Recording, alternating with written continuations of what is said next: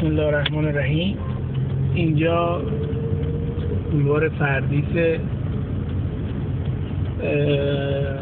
از سرا حافظیه داریم میریم به سمت پایین. این وضعیت روشنایی معابر فردیس هست که ملاحظه میکنید.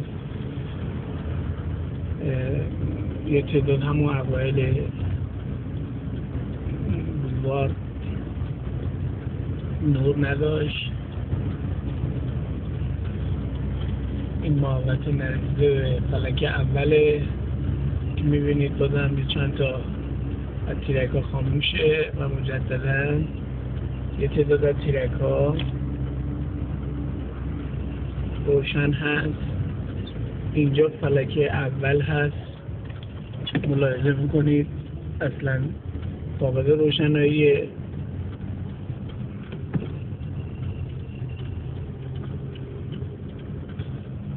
بعد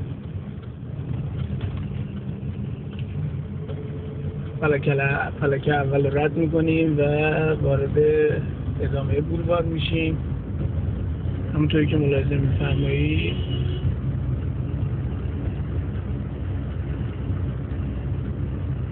این وضعیت روشنایی بولوار اصلی فردیس هست. در ادامه مشاهده میکنید که تیرک ها خاموشه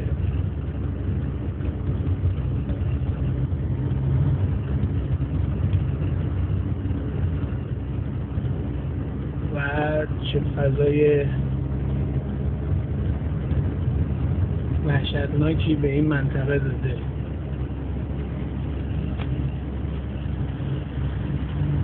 اینجا مثلا مرکز شهر 400,000 نفری فردیس.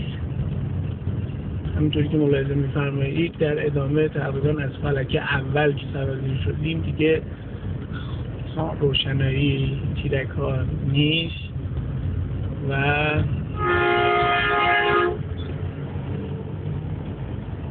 که ملاحظه میفرمایید الان فلک دومه که اصلا فاقد روشنایی کافی است، اصلا تیرکاش روشن نیست. و در ادامه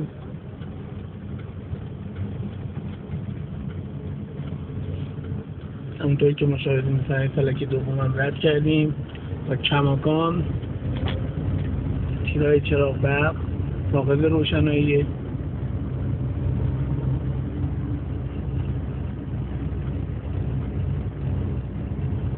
همونطور که مستحضرید اینجا یکی از پرترددترین و تقریبا پرترافیکترین نقاط فردیس هست.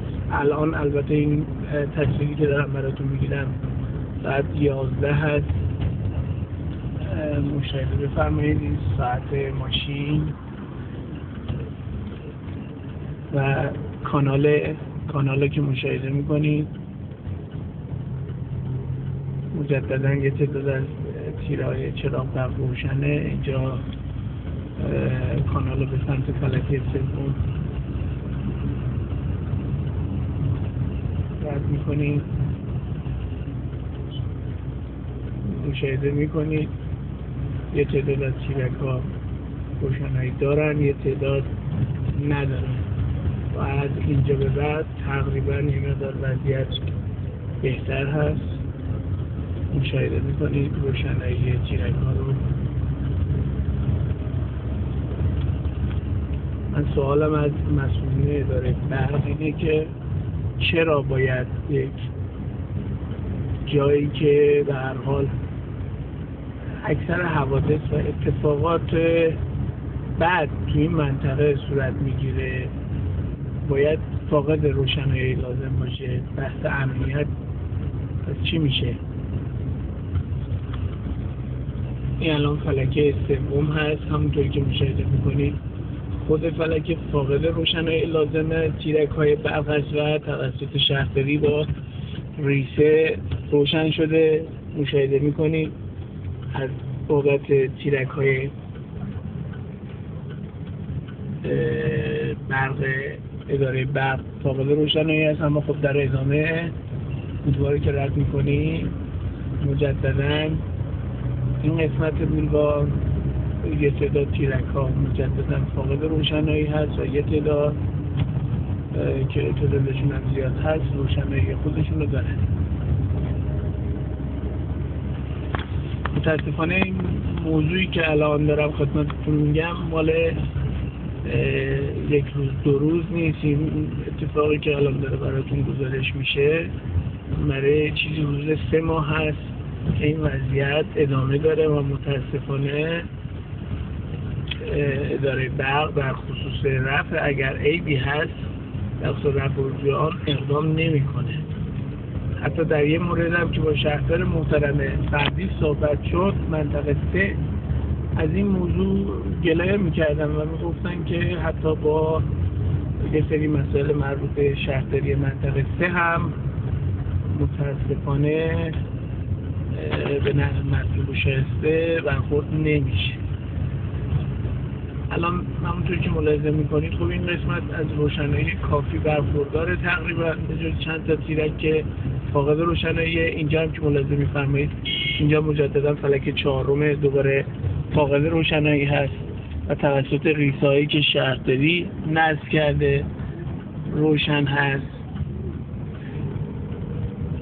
دوباره از فلک 4 سرازیر میشیم به سمت فلک 5 مجددا خب از روشنایی لازم برخورداره به جز یه تعداد تیرک ها که ظاهرا لامپ هاشون نیاز به تعویض داره.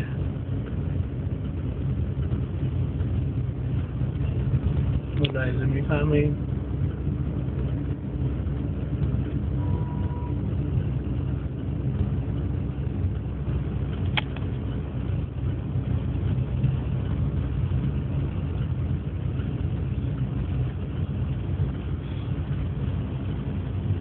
متاسفانه الان همونطور که گفتم مدت 3 ماهی 5 تا فلکه‌ای که در پردیس هست فاقد روشنایی و قسمت عمده‌ای از بولوار حد فاصل فلک اول تا کانال متاسفانه روشنایی لازم برخوردار نیست و این نیاز به رسیدگی داره.